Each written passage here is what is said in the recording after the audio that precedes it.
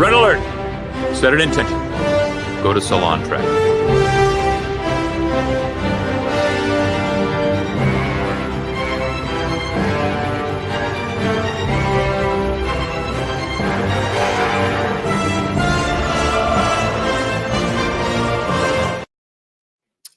Ahoy, hoy, friends, and welcome to the Salon. It is that time to talk about Star Trek. When is it not? But we got some exciting stuff to talk about today. We are going to be discussing all of the fun announcements that happened on Star Trek Day just a few days ago. We are going to tease a wonderful conversation that we had with the one and only Nana Visitor and talk about when that full interview will be dropping. So stay tuned for that. And then, of course, we will be discussing today's episode, the season 3 finale of Star Trek Strange New Worlds. Before we dive in, all of the podcasty things. If you're watching this live, you're here on YouTube right now. If you're not watching it live, we do that live. We go live Thursdays at 6:30 p.m. Pacific on YouTube. You can also find us on Twitter, Bluesky, all of the podcast platforms. We are at Salon Trek, wherever you listen to or watch your podcasts. So please do check that out. And you can also support the podcast. We have a Patreon. We have bonus content. We do fun polls. Get excited. If you can throw a couple of dollars our way, we appreciate it. Enough silliness. Get to some real silliness. Let me beam in my crew, starting with my co-host, Trevor. Trevor, how are you? Couldn't be better. Whatever you're drinking looks delicious. And speaking of delicious, who do I want to pick for that segue? Let's go to Joanne. How are you, darling? I am well. Speaking of well, here's Matt. Matt, how are you? That's a deep subject. Speaking of deep subjects, here's Krista. Krista, how are you? You've noticed the pattern. Set me up for Will. I am fabulous. Speaking of a little bitch, just kidding. Speaking of fabulous, here's Matt. How are you, darling? You are Matt. Oh, that made it worse. Crime. Hi. Goodbye, everyone. I'll be. You know what? You know what's hilarious about that is I was trying to drag you. I said Matt because it's easier. No, the commentary was directed. I'm just going to offend everybody tonight.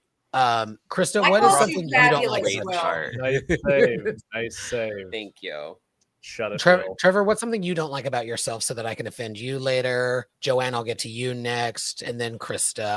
I'll just be a bitch to everybody today. I don't have flaws.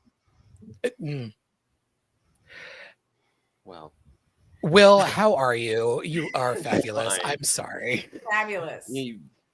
Apology accepted, you rotten old bitch. That is fair. That is a fair and accurate hit.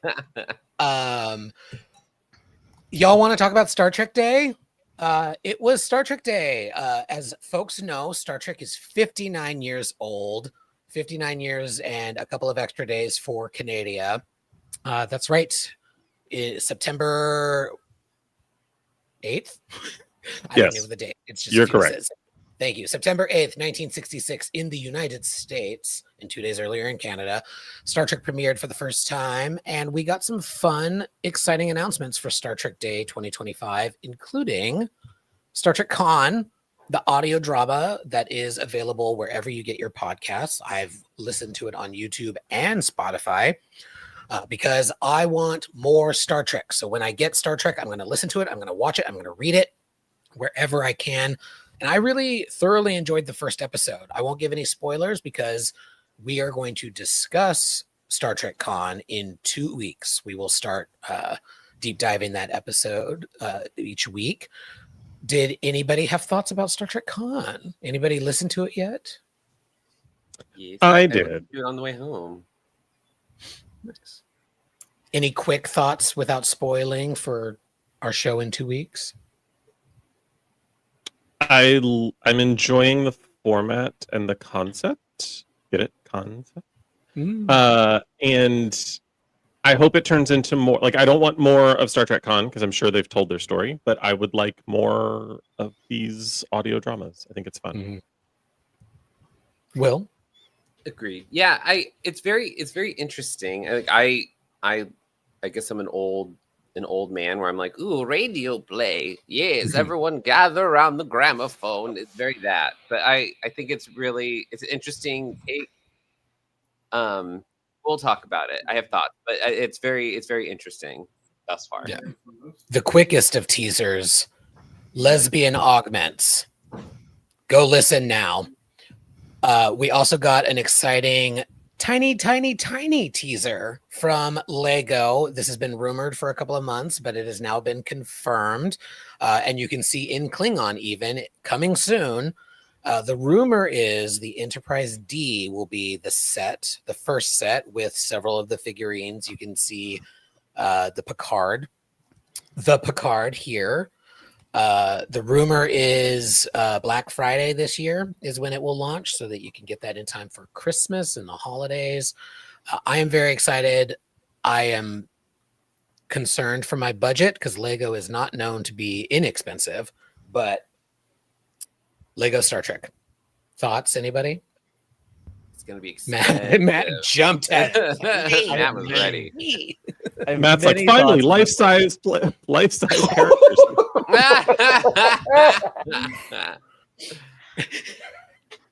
I'm not gonna let y'all keep dragging Matt tonight. Joanne, I appreciate you. She means been me. targeted. She means other Matt. Yes. Anyway, my thoughts on Star Trek Lego. I'm really interested to see how they either. I want to see if they get it just as close as Blue Bricks did, because there was that whole Blue Bricks for years out. It came out of Germany. Obviously, the quality and everything is not the same as Lego because Lego's insane on their quality. But I'm really interested to see because they did a really good job. Like Lego infamously is not streamlined. Like it's always, obviously the Lego bricks and everything, all of the stars, like all the ships in Star Trek are very like smooth and clean. So I'm interested to see how they like actually translate all that. Or if they just do, I'm betting it's going to be like a bridge set. I think we've seen some of those teased out there that have been floating around. So I'm sure there's going to be like an Enterprise D bridge set. And if it's anything like that one that we saw of the D, I like it, but like I wouldn't be rushing Black Friday to get it. I've seen some interesting images that are not official that don't look great. So I have more faith in Lego than those images would earn. Yeah, I mean, I would much rather, and I will agree with Benji in the comments. Like, I think that Lego translates better for the bridge sets than it would the actual starships. Unless you did big enough where you don't notice all the little, you know what I mean? You do like the big D. Yeah. As a child who played with a lot of Legos as a kid and also as a Trekkie, it was very hard to put together, like to make a starship out of Legos because you couldn't get the stuff right. So it's interesting to see what they'll have to make design pieces that go with it. But it's gonna be like $500. I fucking know it. It's gonna be so expensive. Oh, it's gonna be a disgusting amount of money. It's like, I'm guessing $2 or $3.99. I could easily see $3.99 for a big. What was the Titanic? I think it was $3.99. A ship that sank in 1912. Giant ship that hit an iceberg. It was the ship of dreams. I'm done talking today. That's actually a great segue for the next announcement we got from Star Trek Day. Not an iceberg, but things hitting. This was a rumor, but then it's true. Star Trek Scouts, a preschooler age mini show, came out with 2 episodes. Very, very much geared towards preschoolers. And I know, Joanne, you watched the first couple of episodes. I watched. What were your thoughts? I thought it was really cute. I thought it had really nice concepts in it. And I also wasn't like annoyed. I mean, I'm clearly not the target audience, right? And I couldn't be more removed. I'm 55. I don't have children, but I watch some other things and I'm like, oh, this is horrible. But I was fully engaged. I don't know if I had some Star Trek bias with it or whatever, but I thought it was delightful and cute. So all of these folks talking about what they're talking about, I'm like, you have no joy. This was Yeah. delightful. Yeah. Yeah, I agree. I watched the first couple of episodes. I am also very much as a single, no child, 40-year-old adult, not the target audience. But I was like, oh, this is cute. And I'm glad that there's something for Trek fans with kids, and there's something there for kids who might become interested in Trek through this later on. And I agree with some of the commentary. It was like, oh, it would be nice if they would continue Prodigy and have something else for kids and families. But I agree with you, Joanne. Some of the more toxic fandom and the commentary was just wild. Like there were some people online who were saying things like, I can't believe they canceled Lower Decks for this or Prodigy for this. I'm like, y'all really think there's a single bucket of money labeled Star Trek over at Paramount and they just tipped it over this way instead of that way? And that's just not how the industry works. This little Scouts 4-minute episode show is 15 cents to produce. Lower Decks was not 15 cents to produce, and Prodigy was certainly not 15 cents to produce. The one thing does not impact the other. It's just a new version of Trek for kids to enjoy. Have some joy, like Joanne said. Have some joy. And Matt agrees with me. He's on Matt's mute. really I'm worked pretty up sure about he's agreeing with me. God, that was so good too. He was using his Lego microphone. He's back on his regular one. Go ahead, Matt. Yeah. What were your First, my thoughts on lighting Star doesn't Trek? go well. Then I get bullied. Then I come rushing home from LA traffic. What I was going to say is, I was mocking them, and all I said was, how dare they? I have to get rid of my Aston Martin, and all I got was this Hot Wheels toy. Like, that's the comparison. Like, It is it's a pretty. 4-minute animated thing that took no time at all. Yeah. This is like, I'm over here just trying to enjoy Star Trek Day and all this fun. And they're like, why isn't this preschool show for me? Why doesn't this appeal? Damn it. Final thought on Star Trek Scouts. I saw somebody say this online because one of the characters, his name, he's called JR. And so he's like, is that Jack Ransom? And now I wonder. It's cute. I would love it if it were Jack Ransom. I also love the I'm not with the fans who are like, how does this fit into canon? Because I don't really care. It's adorable. But I love the explanation that one fan or several fans offered that it's a show in a show, that like perhaps this is something that is within the Star Trek universe that is produced for kids to understand what Starfleet is and does. I thought that was a really cute explanation, and I'll allow Grooming that kids for Starfleet. I'll let that be my headcanon. Woke. I agree. It would be cute if it was a show within a show. Is like, here's what Starfleet. Here's what your parents do. Will hates that idea. No, he's back. He hates the show. No, tech issues abound. Welcome back. I am bad at segues, as we all know, so I'm going to move on to the next thing and share some exciting news that I teased earlier. This coming Monday, we will be dropping our full interview with the one and only Nana Visitor. And so I would like to play a clip to give you all a little preview of the delightful conversation that we had. Let's roll the clip. Incoming transmission from the Bajoran militia.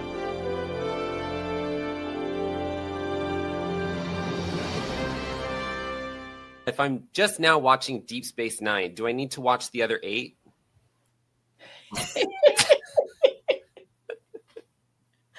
That made my mind freeze, and I left my body for a little while. Okay, great. Yes, you do.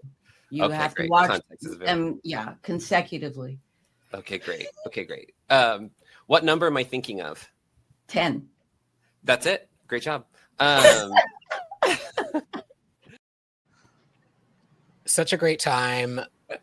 It was a wonderful conversation. We talked about her book. We talked about her career. We talked about what it's like being a woman. I led that conversation, obviously. No, I did not.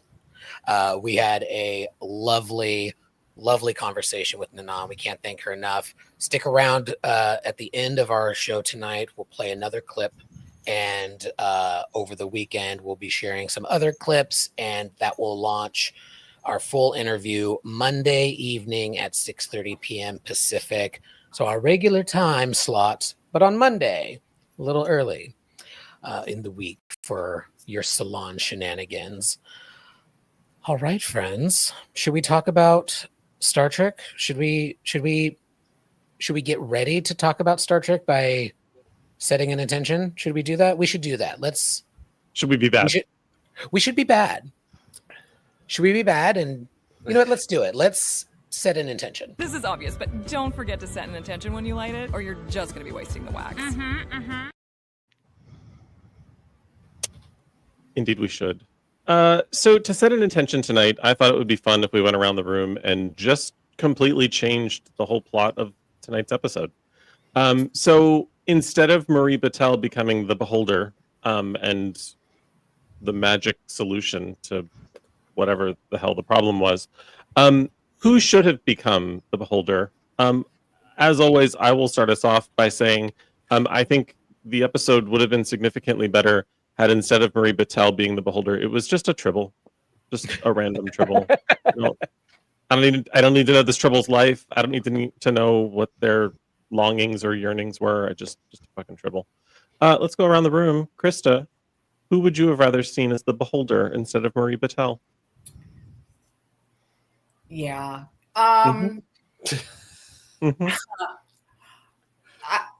What is the what's the figurine that has to sit outside a door for Jahama Hama Hama Hama?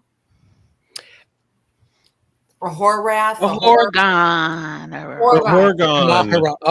Jamaharon. I was lost for a second. Completely. What I'm saying I was worried is, you were saying something vaguely problematic, and I was going to have to edit this out. I can look at Urban Dictionary. I don't know what you're talking about, but I'm saying they go into Pelia's tomb of artifacts, and they find some random Horgon, Horwrath, Horcrux, whatever it is, and they make that. I'll allow it Because who cares? Who still cares? Still would have been better than what happened. Who cares? Yep. William. Shaka Khan. I don't know. Perfect. She is every woman. I love it. She is. Yeah, I don't know. I mean, like a wet mop. I don't know. Fair enough. Again, I echo Krista's sentiment. Who cares? But if I had to, it would be the other logical choice would have been Mbenga. But like, I don't know. Corby. Yeah, a Moopsie maybe. Ooh, a Moopsie. Also, not convinced Shaka Khan is not a time traveler. That's true. Matt.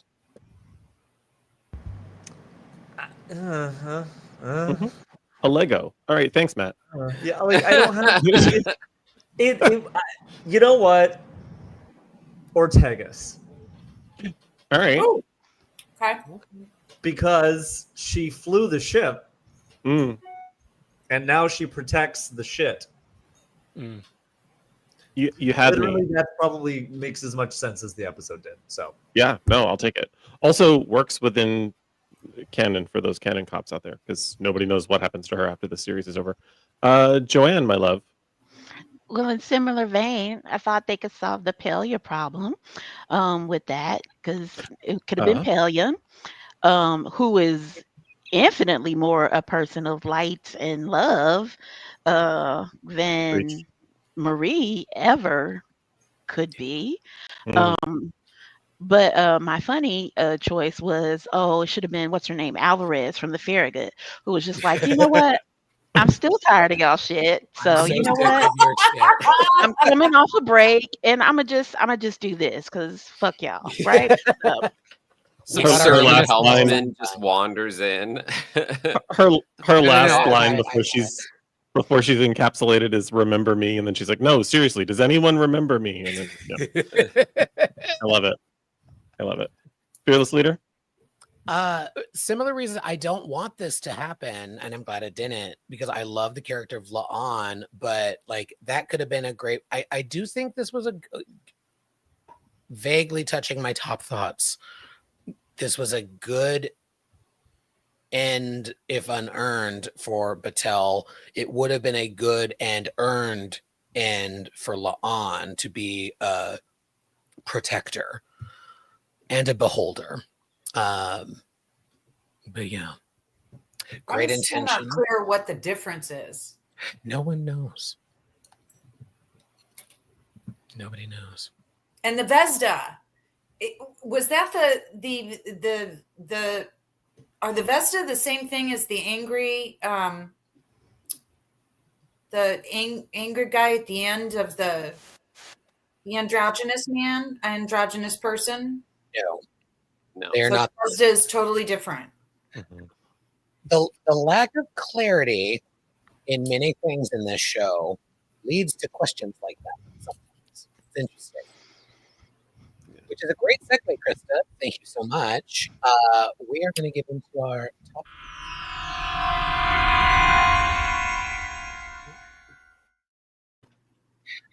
I will kick off the top thoughts section of this episode, as always. Stan, you're underwater. How about now? Ooh, you're back. Sorry, I had to surface. I will kick off the top thought section as always. I enjoyed this episode. I did. I'm going to nitpick it to hell like I always do, because that's how I show my love, especially for this show. Production, as always, incredible. The visuals were lovely. I was very excited to see a bit more of a Strange New World than we usually get in this show. We got common folk, we got obelisks and lore, etc. Not that lore, but Star Trek lore. So that was cool. The graphics are stunning. Batel's transformation was beautiful, if a little unearned and silly and didn't make any sense. I enjoyed this episode. I do, however, have plenty of nitpicks. I think a lot of hand waving was required to go along, to get along. Her just becoming this thing that had no connection to anything else. And maybe I'm bitter because Trevor and I co-wrote an article for Trek Movie. Go check it out. Even though it's completely useless now. Two, in fact. Both they're entertaining. They're wrong, but they're entertaining. So wrong. But yeah, we had theorized about what was happening with Batel. Wrong. We had theorized what the Vesda was. Wrong. And there was so much that had to have happened off screen, and so much hand waving and her connection to this creature. And yet again, Kirk is going to be here for reasons. Like this entire episode at one point just felt like it started with Henry and Akiva saying, I want Kirk and Spock to do a mind meld, write an episode around it. Nothing needs to matter as long as we get a mind meld in which they do something cool. And they did, and they flirted a little bit. I want to give them credit. I want to give the show credit for a couple of things. One, Spurk. They did a little bit of flirty, and I am shocked that this show, which has shied away from any kind of queerness, allowed for even a hint of it with those two characters specifically. So minor kudos for them. And as strange as it is to say kudos to Strange New Worlds for doing something strange and new, today they did something strange and new. And I want to give them credit for that because I've bitched about it in the past. I also wonder if they were trolling me specifically when Captain Patel's eyes went full Gary Mitchell, because mine rolled back in my head when I first saw that. And I was like, I swear to God, if they are touching on another TOS thing for this. And then they didn't. And it was a good reminder. Stan, calm your tits. Just enjoy the show. Don't prejudge. Your expectations don't need to be met. You're just one person. Just watch it. Whatever. Rambling. This is the season finale, so I'm going all over the place. We'll get into all of it, but I'm going to nitpick plenty of bits as we go through. So get excited. But those are my long-winded top thoughts. Sorry, everybody. I did not mean to take that much time. Joanne, your top thoughts? I mean, I thought it was fine. Um, it was I didn't like there are lots of little things that I liked. I guess I just didn't really understand how anything happened. Like I didn't understand any of the explanations, or like how did we get from A to B or A to 1. It was just I was so just like, I don't get it. But so I was like, I'm just going to let it go and just see what happens. Um, so it was fine in that regard. I, um, I have a lot of mixed feelings, I think, about the end before she, transforms into She-Ra. But I don't know. I don't know how I feel about it. I will say I thought the director choices, which is usually stuff I don't pay attention to, but I thought it was so poorly directed from start to finish that I had to look the bitch up. Like, who directed this? Was trash. These choices were horrible. Yeah.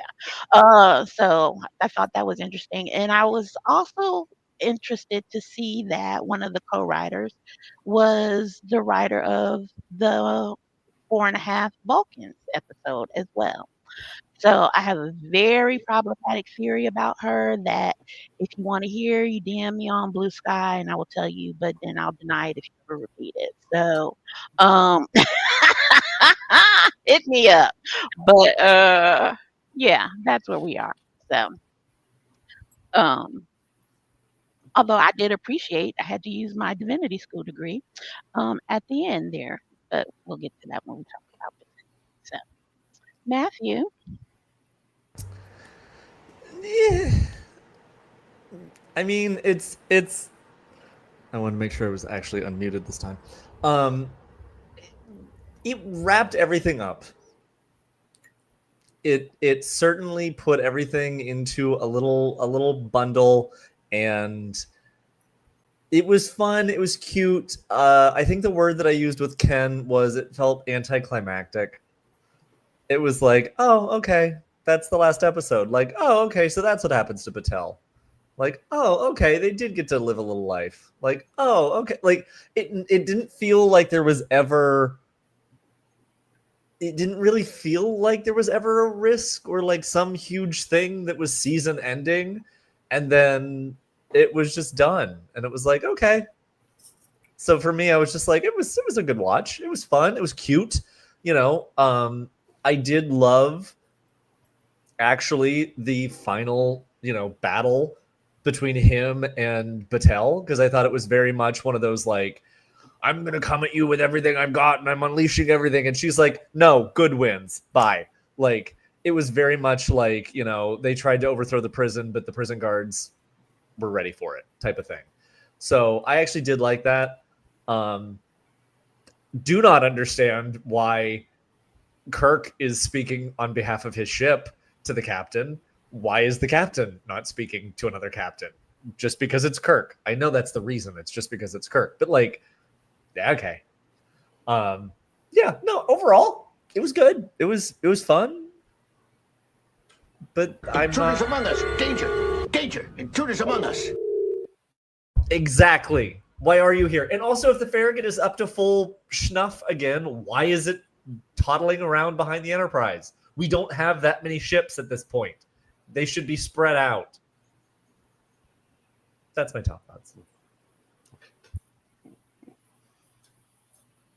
Right. Yeah, the fuck was this? Like, what was this Captain Planet, like, anime ending? I have all the things in me Sailor Moon ending we got. Like, it was so weird. Like, they kind of teed it up the rest of the season. Like, we got like, you know, we got a visit from Trelane, Q, and then like the Metrons, and then like all these other things, and like we get this kind of idea that there's one criticism I've had of Star Trek is all of the aliens are all relatively within the same like age. We don't really get contact with like some super ancient stuff or like people that have been around and all this sort of thing. Like, we don't get that much contact here and there. And this was interesting, but it was like, this is how you're going to offload Battelle, like a character who's been there for 3 seasons, and a relationship like ironically, the character stuff is the things that I enjoyed the most. Like, I like La'an and Kirk or Spock together. I kind of did like the Kirk and Spock stuff. If this was again like maybe the second time we've seen Kirk, not the 5th and 6th time we've seen him. I like this stuff with Pelia. I like the kind of inner light nonsense with Pike. I thought was really interesting. It's just, if it was a character I cared about more, like if Battelle was like someone I enjoyed more as a character, this would have meant more. But like, I don't know. This was it's such a big swing for the show, which I appreciate, but it ended up coming off like an episode of that old soap opera Passions. I'm like, girl, why is this an episode of Passions? Like, it was so weird. Not in like a good way, where it was like, oh, like there's this technology and it could do whatever, and the only person who can genetically deal with it is Battelle. But no, it was like, I have all of the it's like, girl, what the fuck? Like, what is this Sailor Moon Passions bullshit? It would just no. I appreciate the swing. The character stuff was great, but overall, it's a fitting end to kind of an uneven season. It was the power of love, Will. I hate that fucking song. How dare you? I do. I contain multitudes. Watch my hands glow. I did. Thank you, Joanne.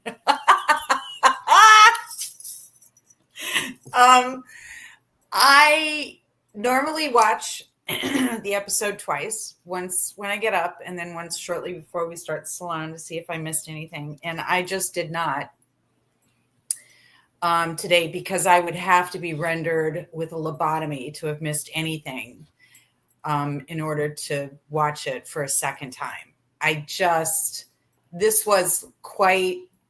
This to me, this episode was flagrant fan service with I mean, you know, I don't want to be unsympathetic to the It's a Wonderful Life Disney Nexus trip, where we go and we have a perky daughter and a fun chef apron, and it was flat in the way that things that are hand waved and tied neatly without necessarily earning it. I do not understand what a beholder is. I do not understand what Gamble became.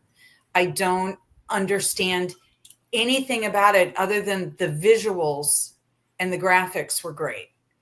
But in terms of like, what are we dealing with here? I don't know what it is. And you did not provide me much of Battelle to even be invested in it. And I really don't think that there was much investment in that relationship either to warrant our Disney trip to the Nexus. And that's what I mean by fan service. That is something that is appealing to a certain percentage of this fandom, which, you know, the canon cops do not like. I think my biggest objection to this is the idea that the continued reiteration of destiny, one's destiny, and the idea that you have some measure of control over destiny. And that's not destiny, that's self-manifestation. Destiny is not something that destiny is a predetermined thing that you have no control over. And that seemed like a big fail for a Star Trek franchise not to grasp. That doesn't make sense to me at all. That's completely contrary to the things that they are trying to, we have infinite possibility. And yes, everybody may have a destiny, and you may be even granted a peek into your destiny. But this whole, Batal with the, this could be part of my destiny, or this could change your destiny. Shut the fuck up. Just shut up. Just stand there with your glowing hands and blow some light. You contain multitudes. I can't. I did not. It's not even controversial. I did not like it. Trev. It's basically how I felt. I liked the episode. I didn't like it as a finale. I didn't understand why. This felt like the conclusion of a season-long arc that never happened. Yes, there were sporadic episodes. I feel like it's the result of Strange New Worlds being episodically serialized. If they don't run the thread through the whole thing, the thread breaks, and then you make me revisit it, and I'm like, I don't care anymore. I don't understand what. I loved, for both appropriate and inappropriate reasons, seeing Gamble again, but his return was fucking weird. He shows up and he's like, "I'm the keymaster. Are you the gatekeeper?" It was so Ghostbusters and bizarre, and I didn't understand why was he wearing him? Why was he looked like he was wearing Data's mask from Masks. It just didn't connect for me in a episode that was largely about connection, which is kind of ironic. The whole how did he get out of the buffer thing? I went back and rewatched that 6 times. I don't understand how he got out of the buffer. There's enough fake tech in Star Trek to make that make sense, and they just didn't. They just chose not to employ any of it. For all of the buildup of everything giving Pelia the heebie-jeebies and her knowledge of all things ancient, she was essentially useless in this episode, and could have been so much more and so fantastic. I mean, they finally gave her a phaser, and it was to shoot Gamble in the back. And then, and I'm not saying he didn't need to be taken down like he did in that episode, but what are we even doing? We finally give her some sense of she's carrying more than just her fanny pack, and it was for that. And then in this episode, she doesn't even leave the ship. That all felt weird.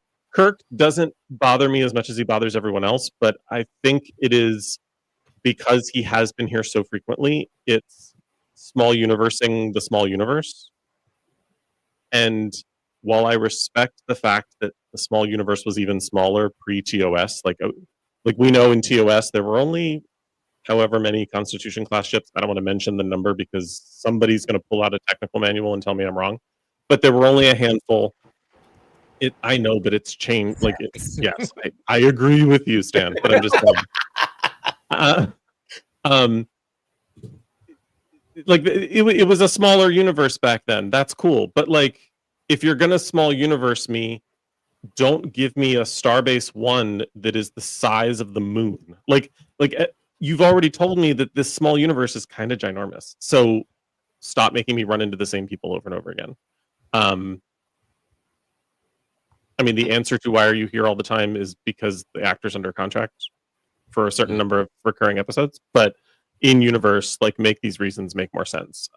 Give him an arc that lasts 4 episodes together. Just give a continuing story and then have it end. His joining this particular mission made no sense because he was never part of the Vesda situation. it lacked any kind of cohesion. So in sum, as an episode of Star Trek, it was fine. I'm not upset. As a season finale, it felt weird, and just sort of like, oh, that's how we're ending season 3. Okay. As for the inner light stuff, I have more complicated feelings, so I'll save it for when we get into breakdowns. Yeah. Well, good night, everybody. No, yeah, let's those are our top thoughts. We've touched on most parts of this episode, but let's get into it and deep dive. I figure we might start with the beginning. It's a very good place to start, with Captain Patel returning. She's getting ready for her promotion ceremony. She's meeting all these officials. She's going to go be a lawyer again. Just kidding. She's not. We've touched on it a little bit, but I'm curious what folks have to say about Captain Patel's ending or rebirth or whatever this was, because she didn't die, but she's out. They've made some room for Kirk. I'm just kidding. That's just me being bitchy. Thoughts on Marie Patel's arc in this episode? Matt, I see half a thought forming, I think. I think there's only a half a thought there, and the only half a thought is, I mean, I'm glad that there was going to be another Commodore.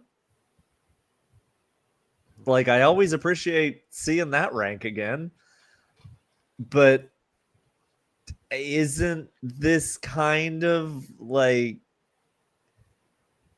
all of this whole thing is like she was a career? Oh, Pike, I'm Chris, I'm only doing this because it's my job. Like when she arrested Una, and like, oh, I have to do this. I have to put you on trial because I'm a Starfleet officer and this is my job and this is my job and I'm only doing this because it's my job. And then she's like, actually, I don't even feel that way anymore.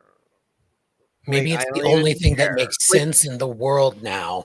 What? Like your entire life was about your career. You betrayed every friend you had for your career. And then you're like, actually, I'm going to be a protector and I'm going to turn into Crystal. Like that's, I don't know. It felt, I wanted to like Patel more. This ending was weird as this whole episode.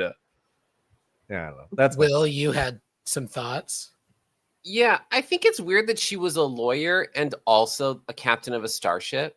Like she arrested her, but that's not, why is she also the prosecutor? Like, it was very strange to me. Like, I didn't think about it until this episode, how weird it was that she was like a lawyer and captaining a ship.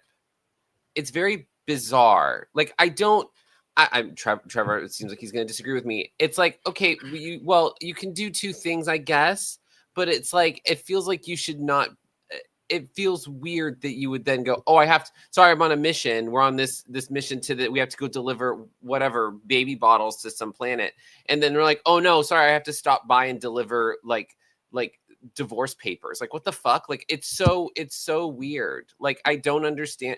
And then her being like, none of this fit. I was like, girl, what? Like, that never came across in her character throughout the 3 seasons.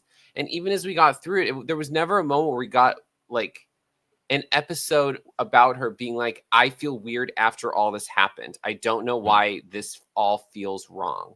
She just kind of hung around on the ship and showed up and was like, hey, everyone, I'm wearing a really ugly sweater. And then it was like, that was it. Then she was gone. The it was school like, marm outfits they put that beautiful woman in.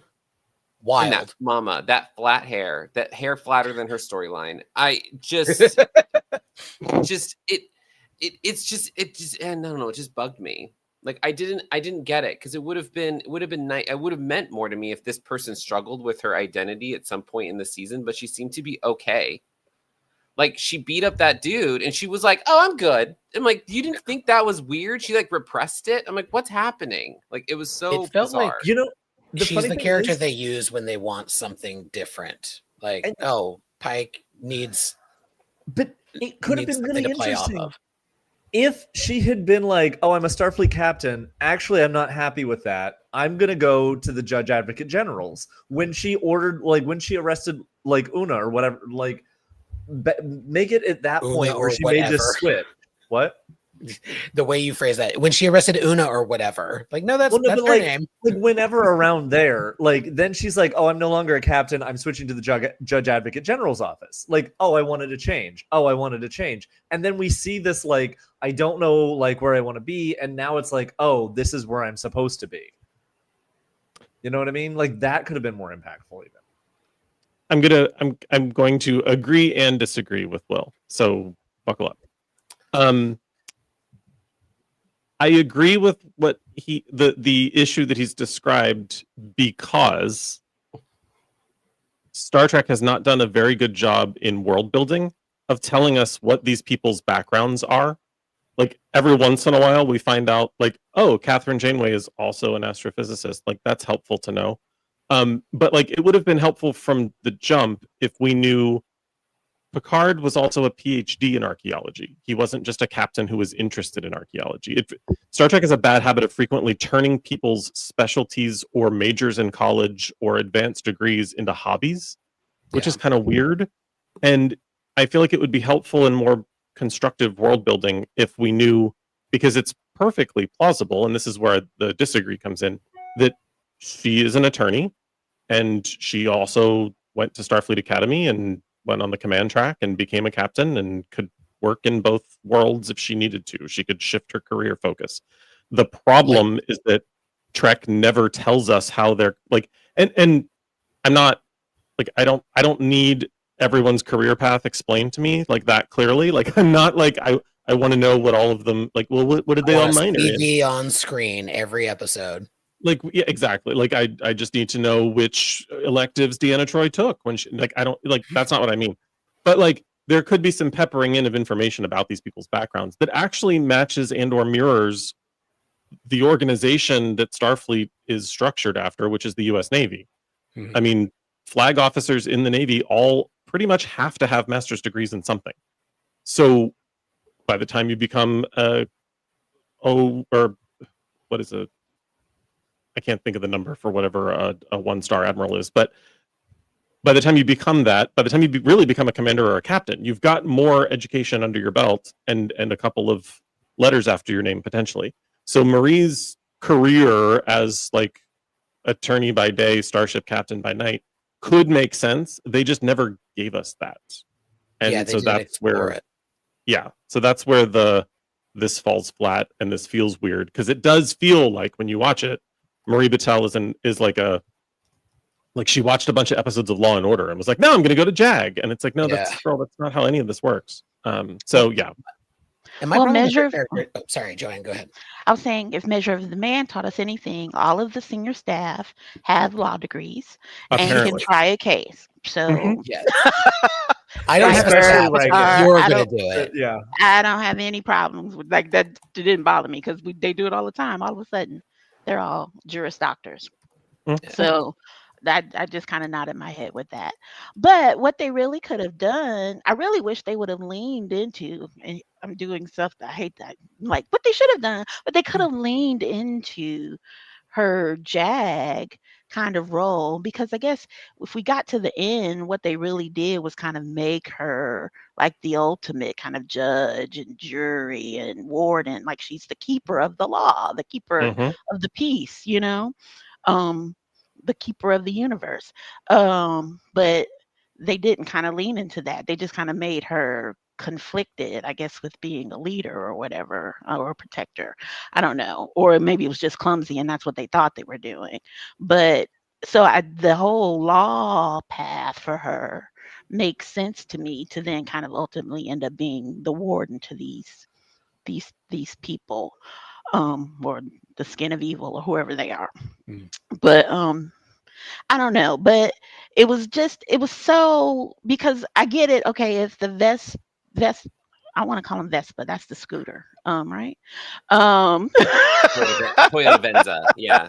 The Venza were like evil, you know, what does she represent? Like, that's the missing piece.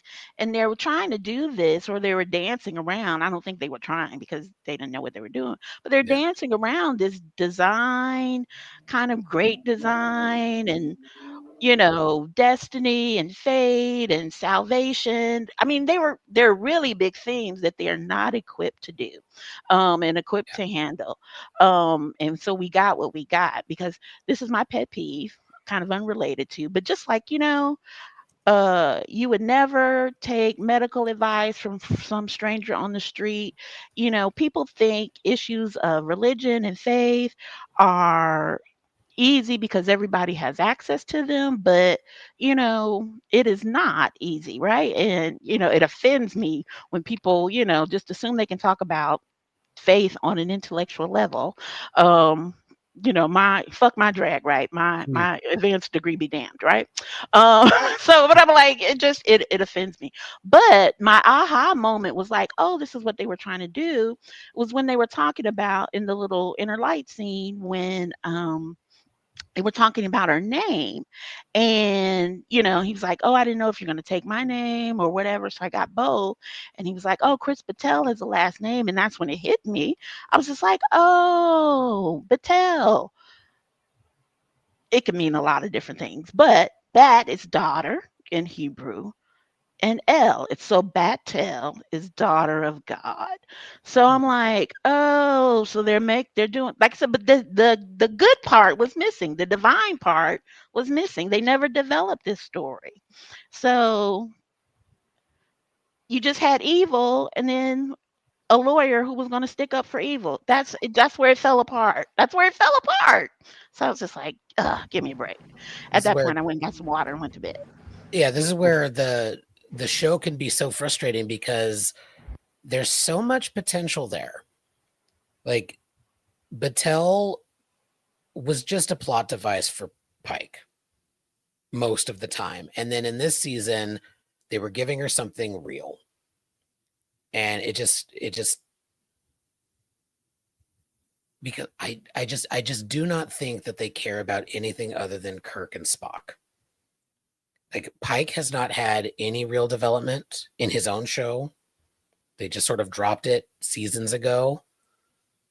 And so we get a little bit here, but it's more using one character to service another. Like, I think there was just there was so much potential. They told us in Quality of Mercy, to be fair, that this story was, we're mistaken if we think that this show has been Pike's show. That might have been, or Pike's story that we're telling. Yeah. It is Spock's story that we are telling. Yeah. That's a good point.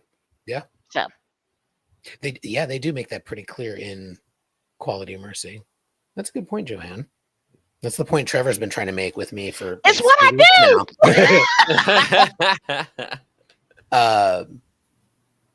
So the Marie, circling back to Marie, my problem in this episode was that things just ended up not making sense. They were like rushing. We got to get rid of her. Like, we got to wrap this story up. I agree. It was a little odd. Like, or I don't know that I did not like this as a season finale, but I think if episode 5 and 9 had been switched, it would have flowed a little bit better for me.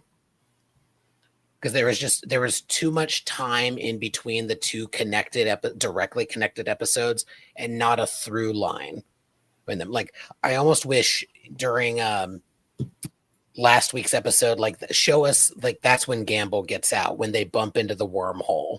It gives Vesda Gamble an opportunity to escape or something. Like, there needed to be some connective tissue with Marie and with Gamble and with episode 5 that just was missing in this episode for me. That, like, with Battelle being like, maybe it's the thing that makes the most sense in the world.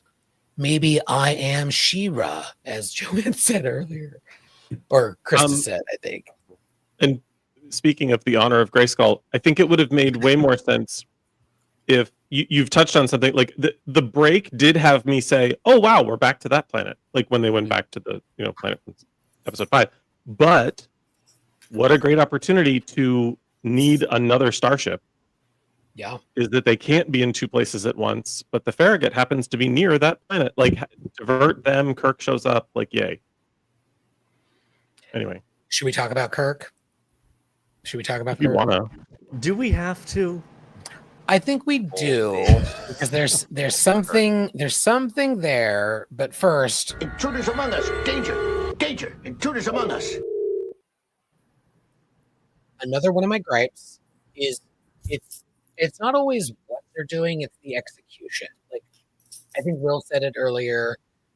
Being in this episode was not necessarily a problem. Although, girl, go do your own thing for fuck's sake, whatever. But him being the one to be on the screen talking to Pike was weird. It should have been Captain Farrell saying, "We are here to assist you. I know he has a great deal of experience on your ship, so I'm sending my first officer to work directly with you." Like, it's the execution always. However, all that said, and we'll dive into it further, this was cute. And I am shocked that it was vague enough, but like I am shocked that in today's political climate, when they are dialing back queer stories, that they even allowed a hint of flirtatiousness in this friendship. Because that, like, this is one hell of a date. Like that's like that is not saying I'm attracted to you. That is not him coming out as queer. Certainly not. But it's showing a comfort in his own masculinity and his own sexuality that I don't think today's climate would allow. So I want to give Strange New Worlds kudos for being playful in this way. I completely disagree. They were fucking. Push the button. They were fucking all of them. Problematic gay alert.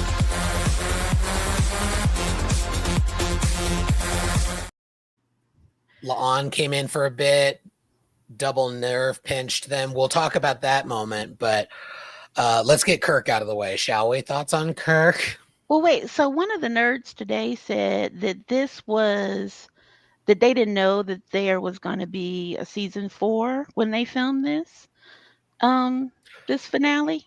Is that? I mean, if that's true, that explains a lot to me. If that's not true, it feels like it was written before they had renewal. Like season 3, like during production for season 2, they had a season 3 renewal, so they knew they could do a to be continued. I don't think they knew they had a season 4 when they finished writing this, if memory serves. Because if I recall, didn't 4 and 5's renewal announcements come rather quickly? But 5 was like, oh, and by the way, it's the final season. Yeah, okay. 5 was announced during production of 4. But okay, if you're going to tell me that they thought that this was going to be their series finale, you want to talk about taking the baby and burying it? Like, no, they just didn't know that it was going to. They didn't know they had a renewal, so they didn't do a to be continued. Because there are parts of this that feel very much like, and off they go into the sunset. But like, so no, I don't think they thought this was going to end it, but they were like, fuck, if they pull the plug, this better land the ship. It will not be a satisfying series finale, but it will be a finale. It'll be good. I think they go for good enough a lot, and I think that this will be good enough because they didn't know when they know that the 6 episodes of season 5 are going to be the end, so they're gonna put all of their cooks in one basket for those 6 episodes, right? Like they know at least to plan on it. Yeah, I agree. Because there was a certain level of like soft finale here. Like there's no cliffhanger, so people aren't, they're not getting in trouble for that. I think the people involved are pretty smart, so they kind of understand that they might need to, like, not having an immediate renewal. They might need to put not a button, but like a little clasp, like a little snap on it. Yeah, a little wink, like tie it up just a little bit. Yeah, I didn't have a problem with that. I kind of liked the last couple minutes. I really liked that. But yeah, Kirk. I don't know. I think I was watching it with the date between Kirk and Spock, and I think I think like the note is like, you guys are gonna have a bromance. Like it's like a bromance. You really like this man, and it makes me wonder if neither one of them in real life have like really close male friends, because they're playing it like they're in love with each other instead of it being like we are friends. Like there's a different kind of thing that's happening, and I think they are playing it as if they are in love with each other because I don't think they have close male friendships. They need more gay men in their life who are not trying to fuck them, but just friends. Right. Well, good luck. Or did, and then they decided to just be friends. Yeah, I mean, it's coming off flirty because I don't think either one of them maybe have context for having like a strong male friendship like that. Like, but you don't think the actors are also just one. kind of? You don't think the actors are just kind of fucking with everybody? I don't know.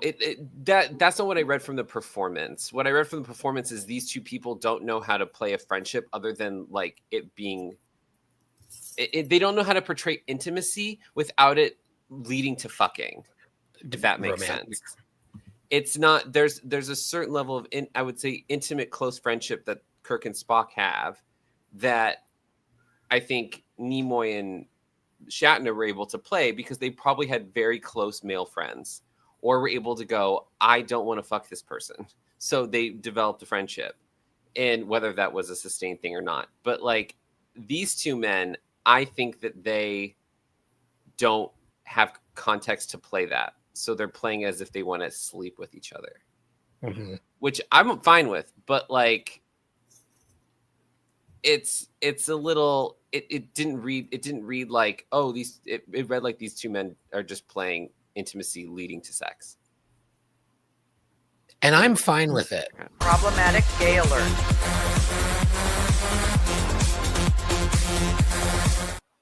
Wait, but okay, this is a really, really good point. Making sure I'm not on mute. No, it's a really good point because it's the same thing that when we talk about, like, it's so easy for us to be like, oh, you know, Kirk and Spock aren't gay. Like, they can have a good friendship and not be boning. The same thing I say about Janeway and Chakotay. They could have had this close, intimate friendship. Like, yeah, there was a little romance there on the one episode when they went down. But they could have also realized, like, okay, this isn't going to go anywhere. We still have this close, intimate thing. And what? When they did what? Trevor made a face when you They said went down.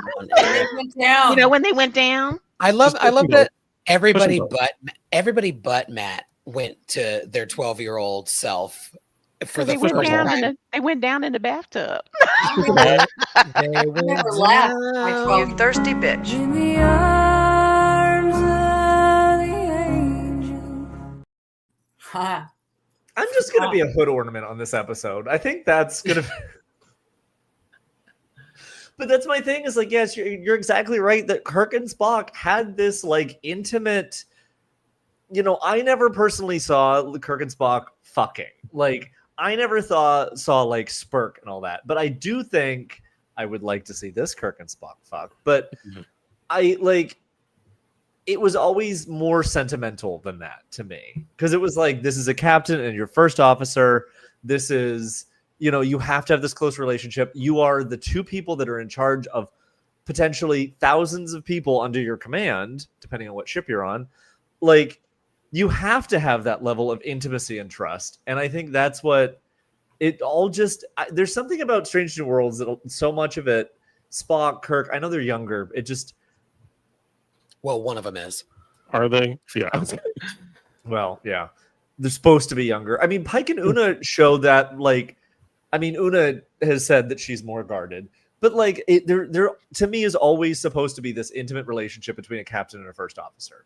Like that is how these things should go. A well-oiled ship. If not, you're just using that as a stepping stone. Like, I don't know. I fully agree with you that I think there was something missing, and that's what's bothering me so much. Yeah, I think Una and Una and Pike actually have the relationship that Kirk and Spock are supposed to have.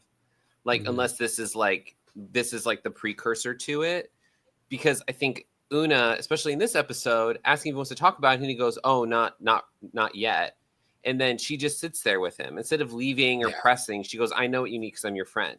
Like her, don't want to derail the conversation, but I have to say that Rebecca Romaine gives probably the best performance out of anyone this season.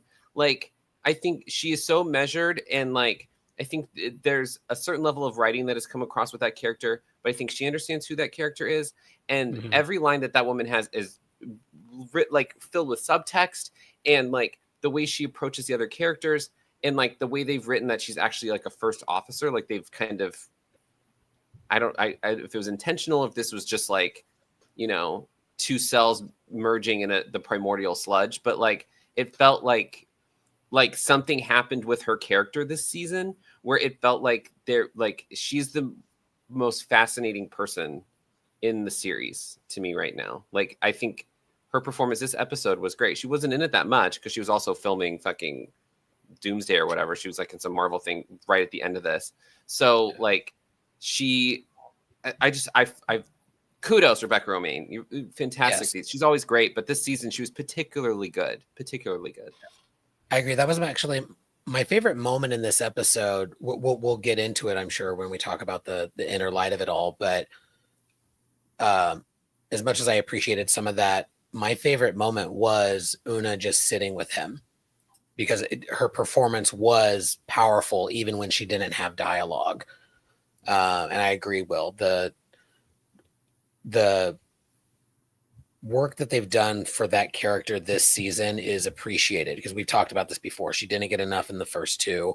It got a little bit better in two, but it's been better this season. I still want more, because Rebecca Romaine is the most seasoned actor on that show, and she's very much unutilized. I think there's so much potential with her and Anson, and showing more of this friendship, showing more of those quiet moments. She had some great moments with Mbanga, and I also think her and Carol Kane could have a lot more fun than they've shown. But before we fully move, I saw a hand from Krista, but did anybody else have anything on Kirk and Spock, other than the phaser thing not making any fucking sense? Because we don't need to get into technobabble unless people really want to. That's why my hand was up. Oh, you want to talk about the phasers? No. Go ahead, Krista. The floor is yours. I just wanted to piggyback on Will's side statement. I think that they've done something to really establish the willingness of Una and Pike wanting to know one another and doing the work around knowing one another and being and sort of earning the trust and earning the I've got your back.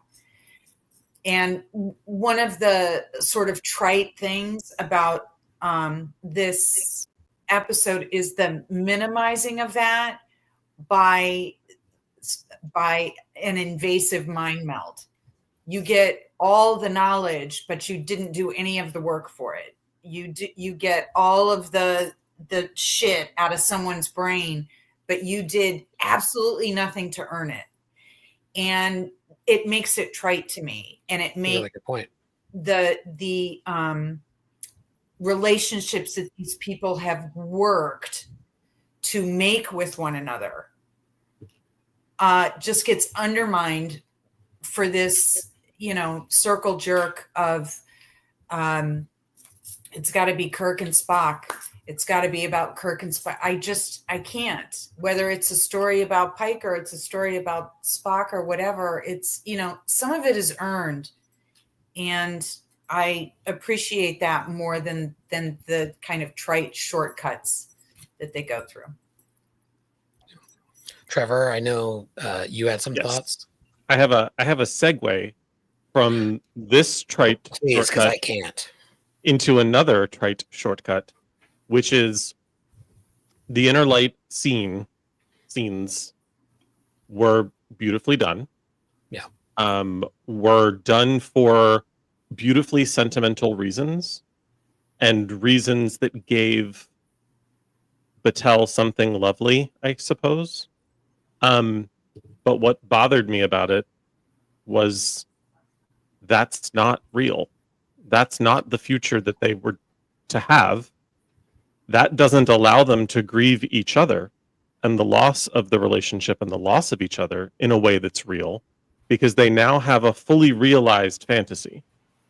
Instead of her somehow stopping time and having a full-on conversation with him of, this is what I envision, and just describing it instead of us seeing it. I know we always want to, don't show me, don't tell me. In this case, I would rather her have told me instead of showing me. That would have been lovely, talking about what we can't have.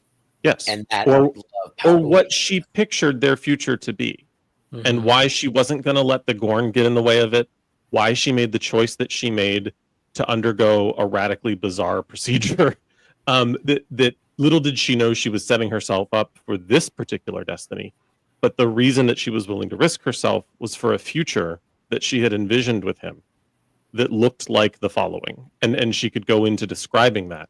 But if the two of them are to grieve the loss of that future and the loss of each other, they need not pretend to experience it in a compressed period of time, because it robs them of the actual grief experience of the reality. Like they just lived it. So now both are real. So is it really that sad? Well, no, because we got to pretend. And we got to actually, and it's not just pretend. It's like they experienced that. Yeah. So there isn't loss. They basically both got two lives. Instead of, no, this is the reality. The reality is I am leaving to do this, and this is my destiny. And it would have been beautiful to do this other thing, but we won't know what that is. And then you grieve that and you move forward with the reality. You know what would have been really great? Exactly what you're saying. In the same way that they kind of did it, still have this flash, pieces through, but have Pike and Battelle both be aware of what's happening at that time. And have this, like, they're in that moment together, and then they have that pull away where they're like, this is what it could have been in each time of, like, look at our daughter, look at her growing up. Look at this, terrible and actress then at the very end, then have the what? That actress, that teenage actress was terrible. Those were the fakest "I just met you" hugs I have ever seen. My God, there is no love in that family. Well, the Admiral Pike's child was fine, but she was awful. And that is why Marie decided, you know what, Chris, I can't do this because we're gonna have a terrible daughter. And I'm gonna go over here with the Vesta. I would argue that comes across as stretched or inauthentic, because subconsciously, whatever she is telling herself, self-consciously she knows this is a fantasy. This is an entirely made up fabrication to spoon feed my leaving to this person that I, apparently love, but I have a destiny to fulfill. And it's, I found that the acting in that particular segment, in the, you guys are calling it the inner light, what I call the Disney. So in that entire period, I thought the acting of the actors, and it may have just been my imagination, but it came off as more deliberately cardboard, more deliberately like stale than anything before or after. And I thought that was a deliberate choice. I don't know that it was the best choice, but I could see probably that. was. Melanie less so. I think the inauthenticity, I know Joanne brought up the director choices earlier. Yeah, and I do wonder about that. exactly. Like, I got more reality and oomph from Melanie than from Anson, and certainly that daughter, as I said. That's an interesting point.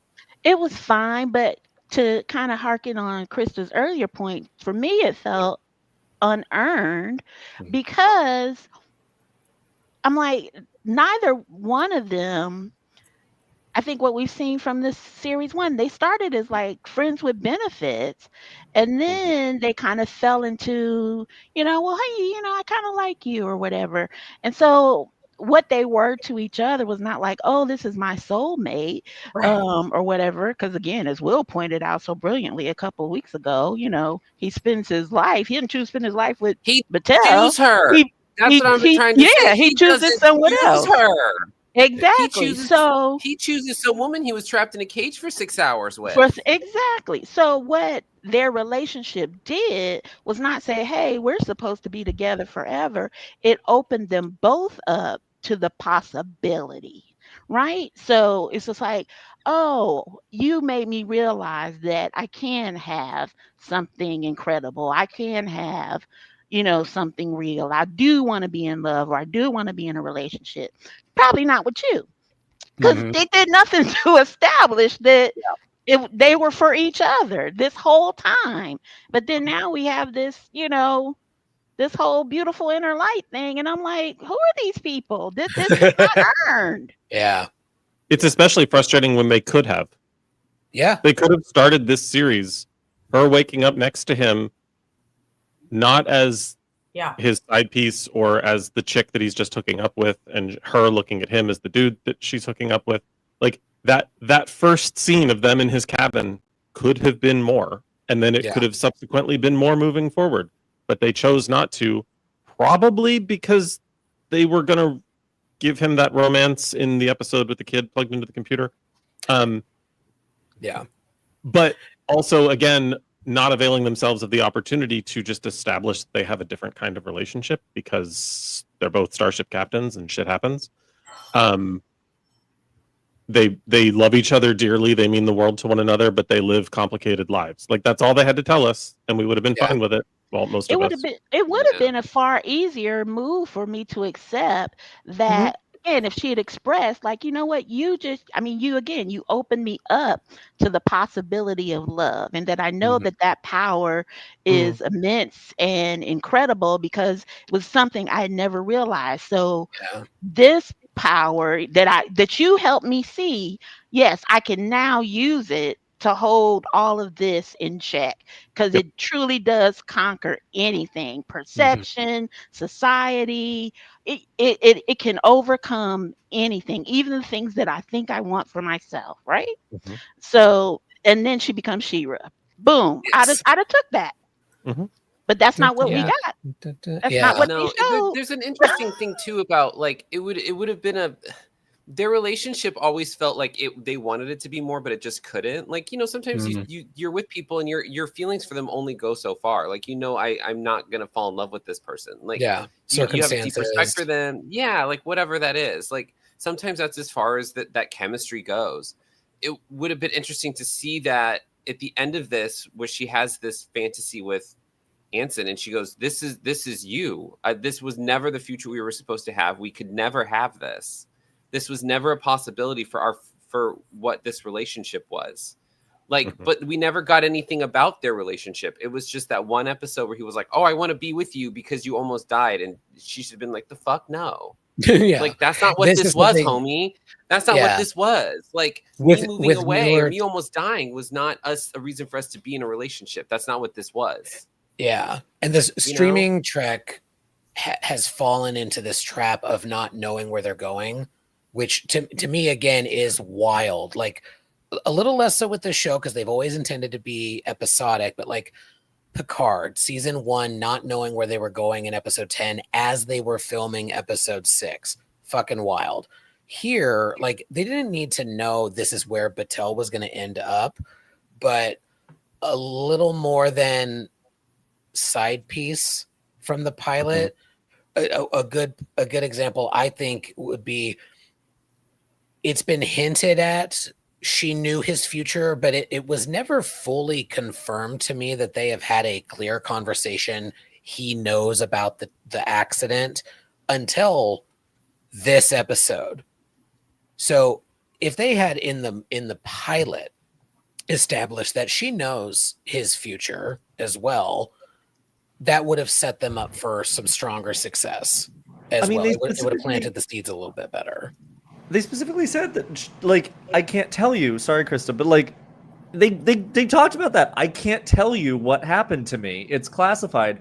I have code word clearance, not this code word. Like, yeah. And then all of a sudden, he apparently at some point told her. Yeah. Sorry, Krista. Changed his mind. Rules schmools. Krista? I think what Joanne was talking about, it reminded me of that Next Gen episode where Riker has the exchange with the planet where the people are all very androgynous. They're very homogenized. And it is through the power of that exchange, that ability to get to know somebody or to be opened up, as Joanne said, to the possibility. I was more invested in what happened to that character, what that character's life was going to be after 48 minutes on the screen than I was ever for a second about Batal and Pike and how that was going to work out. That to me is like that is an obvious and stark parallel to doing it well and doing it not so well. Mm-hmm. And I think it's rare that you can look to a TNG episode and go, yeah, they did it better, particularly with all that we have available to us now. And the willingness of people to open their ears and accept alternative ways of thinking that weren't so readily embraced, 59 years ago. I think they failed on a big level here. I think this season closer was.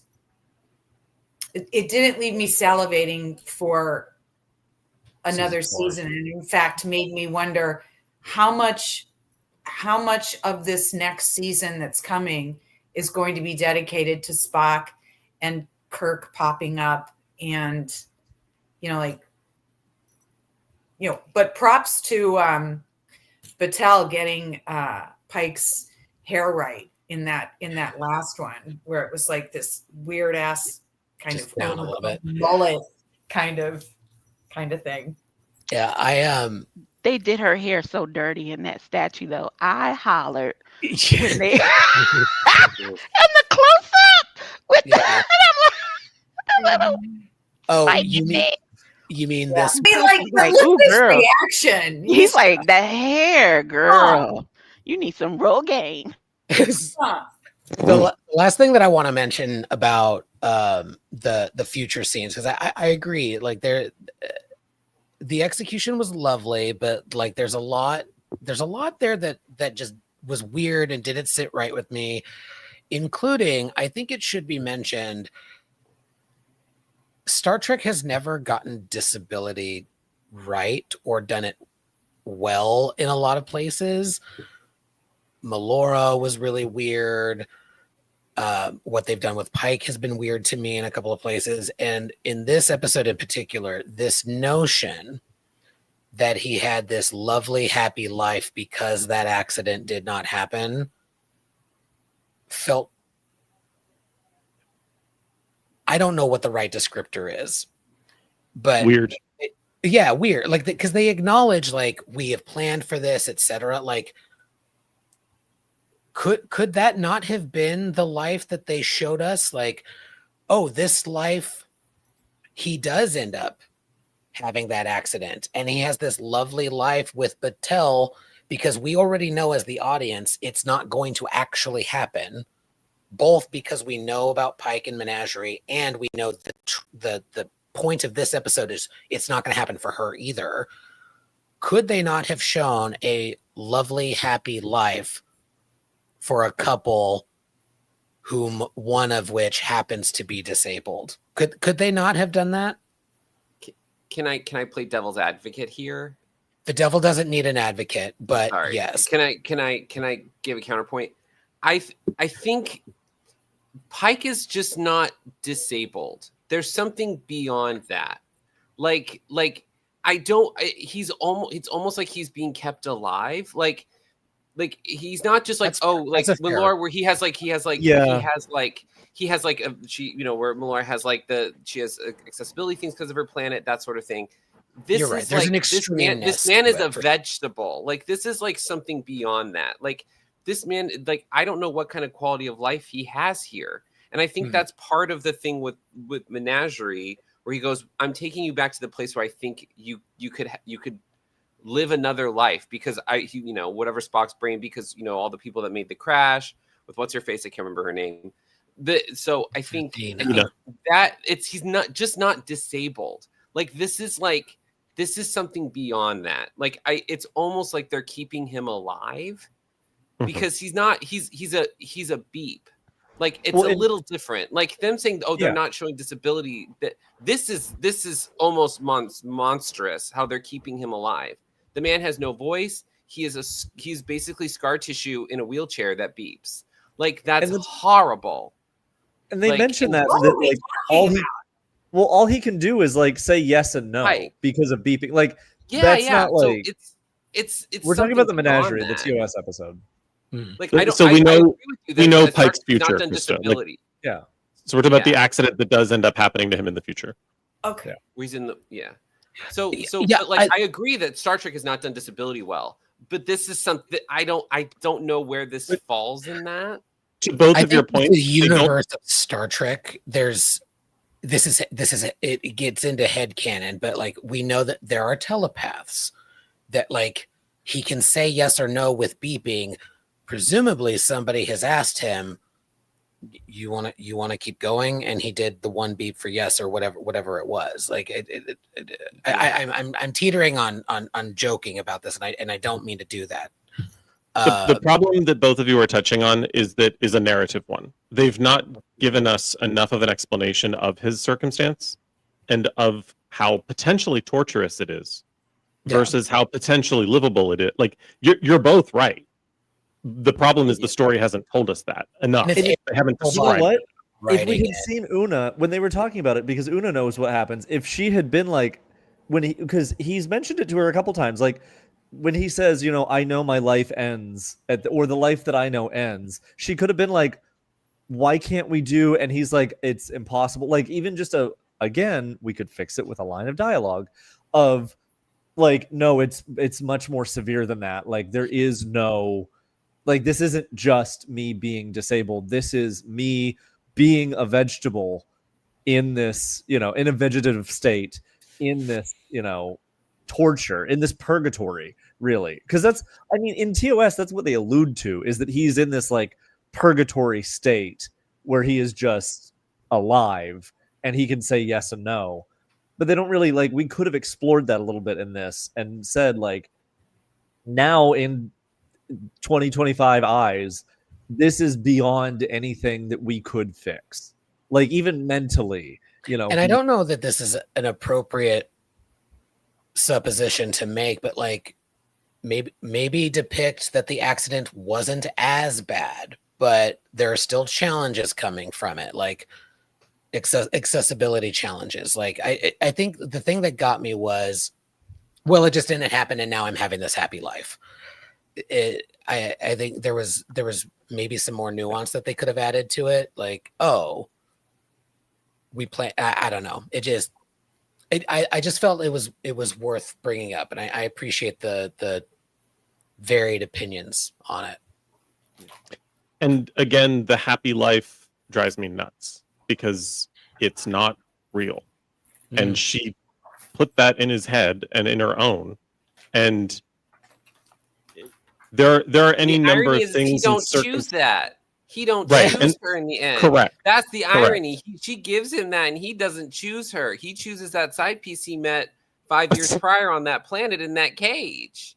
Well, I've never had Batel or Venus, so I can't compare them. But you're correct, and not to get overly serious, but like, the best way to deal with grief and loss is to deal with the reality of the situation, not the fantasy. And the fantasy of what could have been or how we could have changed things is not constructive. That's how I charge my battery. Speaking from very recent personal experience, that like not to make this about me, but you know, I got hung up for about 4 seconds, and then some loved one smacked some sense into me of feeling sorry for myself that I didn't have my first 4 years with Rigel because he was a rescue. Yeah. Had I had them, his life would have been very different. He would have been very different. Reality would have changed. So you can't change reality and then accept the reality of your situation because you're accepting something that didn't happen. It's different. And you have to accept things for how they played out because that's how things play out affects who we are. So Battelle and Pike become very different people because they got to live beyond that circumstance. And that's not real. So like, don't change the person by giving them different experiences and then being like, at least we have that, so long. Like, fuck that. You don't have that. Those aren't who you are. That's horrible grammar, but those people aren't who you become. So it's wrong. Sorry.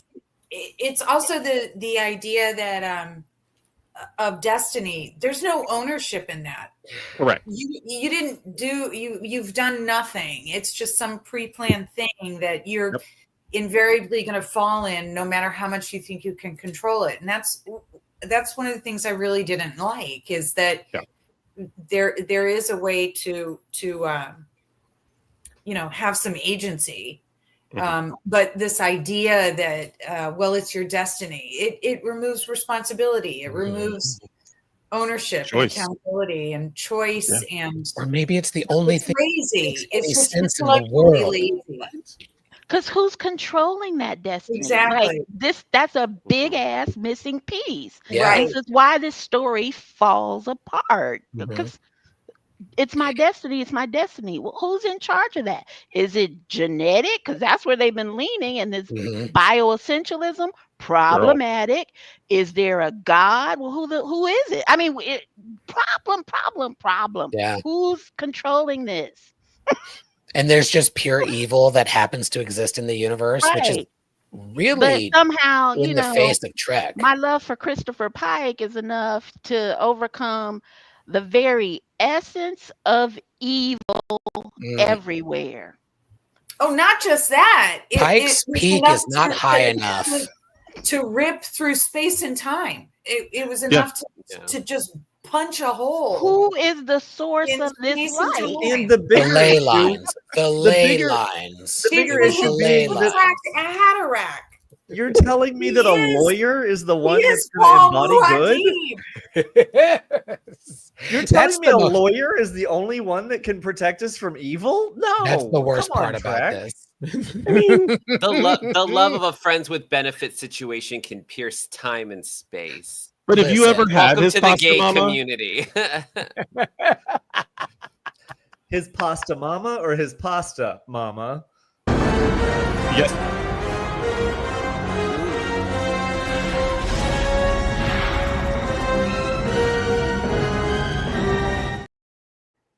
I hit the wrong one, but it works. It did work. It did.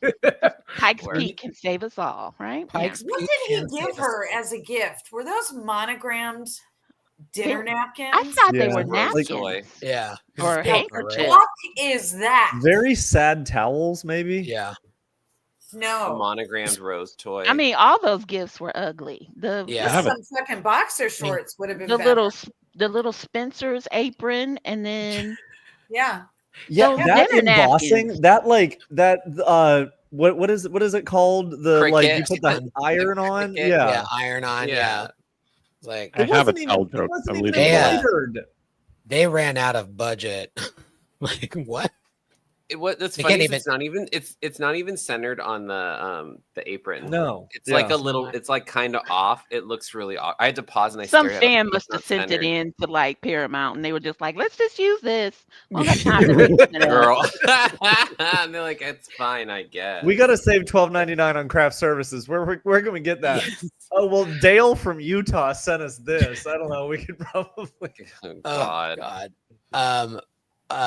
Some other bits of the episode we haven't gotten into yet. I want to make some space for that. the away team mission and Corby's whatever. He's handsome. Like they're what they've done with him doesn't bother me. I think like they've given him just enough. I'm like, I see where he's compelling. I see why Chapel likes him. They're planting the seeds of his obsession that pay off in TOS. I don't need to see more because I've already seen it. We've already seen it. So like this good setup, great, thank you, whatever. Enough. But that away team mission. First of all, I love that Una was leading it. And I loved the moment with La'an and Chapel because it was playful and cute and legitimately funny. It wasn't too goofy. It wasn't trying too hard to be like, oh, you're dating the guy I used to date. It wasn't jealousy. It was minor jealousy of an ability. Like, oh, that's what you two have been doing, was such a funny fucking thing for Chapel to say. Like, oh, like joking, oh, you're not fucking, you're practicing whatever. Like, because clearly they're fucking. But like Chapel's little bit of jealousy of not being able to get a nerve pinch right. Show me your finger placement. And like Una being like, ladies, we're busy. I fucking loved that moment. I love that they're getting along, because it would have been so easy for these writers and these showrunners in particular to play around with Chapel and La'an not liking each other because of Spock. It would have been so easy for them to play with Spock by giving him two former lovers spatting with each other. Akiva is very that mindset. It's been in some of his other work for sure. So I'm glad that they didn't go there. Thoughts on that planet, thoughts on the away team, and we'll get into Gamble and Mbenga with that as well. So open forum on any of that. I love the costumes, gowns, beautiful gowns. I thought the costumes were really cool. I'm gonna take an opposite opinion of the La'an Chapel thing, because I think they're teeing us up for the two of them to be rivals over Spock. Because I wish. Because now Corby's on that planet. He basically broke up with Chapel for dusty old, bullshit on that planet. That seemed pretty like, oh, this isn't going to work out, is it? And he's like, nah, bye. I'm going on this planet. Here's a bunch of planets. I didn't take it that way, but that's interesting. Oh, I took it as like, I'm going to go do this. You're going to go do that. Like, I took it as a breakup. Like, this is going to be hard, and he said it wouldn't be interesting if it wasn't hard. So I took that as like, hey, we're really committing to this, even though we're separate. Yeah. I took it as we're on a break. We're not together. I got some old shit to look at. But anyway, yeah, I just don't want them to tee this up to them getting in a spat. I'm a little worn out on that. It was cute at first. I hope that's it was fine this time. I hope this is the end of that, because I just don't need Chapel being jealous over La'an and Spock having whatever's going on there, because clearly at the end of the episode it looked like it was becoming more. So okay, can I also say that I could just not have La'an and Spock? They make more sense than her character. Her character is softened in a way that I enjoy her more on screen. I feel like it rounds her out. I just don't want that to be the conflict to come from Chapel being jealous of Spock and La'an now that she doesn't have Corby. That was it. I like it, but it is weird. I mean, the good news is if you don't like their relationship, it's not going to last. Guess what? Just wait. It doesn't last. 5 years. Yeah, it doesn't last. Trevor, you were going to talk about the away team or Mbenga and Gamble? Oh, yeah. No, I just appreciate, because among many of the criticisms of this show that I frequently participate in, the one that annoys me is they just want strange new worlds and strange new worlds. And I like that they went to a strange new world. So suck it. Yeah, absolutely. The obelisks. I kind of liked Gamble's cuntiness outfit. It was a little much. It was a little masks. It was great. I just wish he had shown up before the episode. Like there was too much. The time jump was weird. Yeah. I loved his Rita Repulsa staff. him using it to clack down and make a point. It was very Maleficent. It was my favorite Disney not a villain. I just loved it. And him luring Mbanga because he needed the duality. Like the theme of duality was so interesting, and like it was like lightly touched on, and then it was like love versus dark, whatever, hand wavy, too quick. We've already talked about that, but Mbanga's story is so rough. Like he took his first life at 12 years old. Like Jiminy Christmas. This man has been through it. Can we? I would love a Starfleet officer who does not have a tragic backstory. Like, and I would love it to be the Doctor, but nope.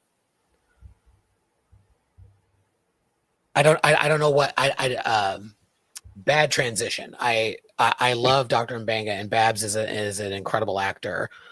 His presence on screen, particularly with Una, like I don't want to see coupling up, but like there's like the hint of a hint of a hint, and I was like, that would be more interesting to me than Spock and La'an. I hope they don't, because it's getting too much and too much and too much and whatever. But all of that said, there, like, what I would love to see is more of an intimate friendship form, because like she knows about his daughter. She helped maintain the buffer for a while with the dedicated line to the warp core. Their scenes together, few and short, I thought were the opportunity for some powerful character building was there. And I hope we get more of that in season 4 now that Gamble is not a thing. That you mentioned Mbenga's daughter makes me think that this was yet another wasted opportunity for a callback, that somehow the beings that his daughter is now part of were part of the solution to fighting the Vesta. Like, beings of pure love and goodness somehow fight back something that is the sheer opposite of that would be great. Especially since when they first take over Gamble, he mentions it. Yeah.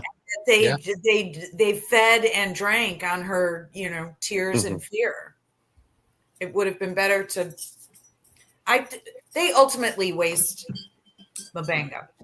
They waste him, and that actor is a king. It isn't Spock, and that's not a knock on Ethan. Like a slight knock to Paul Wesley. I agree with Will. He's too old to play the character at this point, but his performance is generally fine. But like whenever I complain about Spock being too much of a focus in the show, it is never a criticism of Ethan Peck. I'm gonna be superficial for a minute. We frequently talk about, like, I've seen Anson in person several times. I've seen Ethan in person several times at STLV. I've seen Christina Chong in person at STLV. All like perfect, flawless humans. Babs is hot. He's part of Problematic Gay Alert. Like, we know that. Another flawless human in person. Like, this was the first year that I saw him, and I like had to turn away before he saw me staring at him, because he grabs your eyeballs with his presence and is like, look at how amazing I look in anything I put on. He's just a stunning man, and I just needed to point that out because we talk about everyone else and their perfections, and Babs is not only an amazing actor, but he is absolutely captivating to look at. And squandered in the show. Yes. I will objectify him all day long. Girl. You thirsty bitch. So, I mean, seriously, his bone structure, everything. There is not a wrong thing on that man. Not one. Are there any aspects of this show that we have not covered yet this episode that anybody wants to talk about before we land the ship? Phasers are not half the strength of a sun. Other than that, I wasn't gonna mention it, but like that was hand wavy. Compare it. Why did they didn't need? There's a time where they didn't need to add that line of dialogue. We could have just said a number and then been like, wow, that's a lot. We could do half of that with the phasers. Like, you didn't need to be like, that is almost amount of for this. I can't do a Pelia, but like. But you didn't sound like a vampire, so that's good. That was a fun line. That was cute. And I love Chapel calling him out like a vampire. Because he probably doesn't sound like a vampire. She probably wouldn't say it like a vampire. They've got Anne Rice audiobooks. In the well, friends, it's about that time, so let's go ahead and land the ship. Trevor, if you will, give us the scorecard, and then I will play Nobody Leave Yet. You want the scorecard, and B, we've got another fun clip from our conversation with Nana Visitor to show folks. Trevor, take it away. There were 3 problematic gay alerts. There were technically 4 if we carry over one from the Nana Visitor interview pre-show. Yes. There were 2 problematic ally alerts. There was 1 canon alert. There was 1 Ken dad joke. You're welcome. There was a weird-ass saucer separation once. Krista was required to look shit up that we said in Urban Dictionary once. Matt did a bad impression once. And there were 2 intruder alerts. I gave 69,000 bonus points to Krista for ball pit jokes in the pre-show. I gave 100,000 bonus points to Will for being a fabulous little bitch. I gave Rachel in the comments 1,329 bonus points for also enjoying both Charmed and the Charmed reboot. Thanks, sister. 250 bonus points to Matt for using the word schnuff and using it properly. 500 bonus points to Benji in the comments just for agreeing with me. 50,000 bonus points to Joanne for melding minds with her wand. And last but not least, I took 3 million bonus points away from Captain Christopher Pike for ordering anniversary gifts on Etsy. Mm-hmm. Nice. Yeah, that's right. Well, friends, everything needs to be homemade. That concludes our coverage on the season finale of Star Trek Strange New Worlds Season 3. We will be back next week with a retrospective on the season as a whole. Favorite episode, least favorite, plot lines throughout, what was successful, what we could have maybe done without. You know, come ready to the chat. So we'll be back next week with that. But before we close out, I want to play another clip with our wonderful conversation with Nana Visitor. The full interview will drop this coming Monday at 6:30 p.m. Pacific. But here's a little taste of that interview. Last question. This is a very serious question. Okay. All right. Did you have a good time? I had a great time. Good. And this is just a wonderful way to do a podcast. And it's inventive and fun and beautifully done. So I had a great time. Well, thank you so much. You hear that, everybody? You had fun.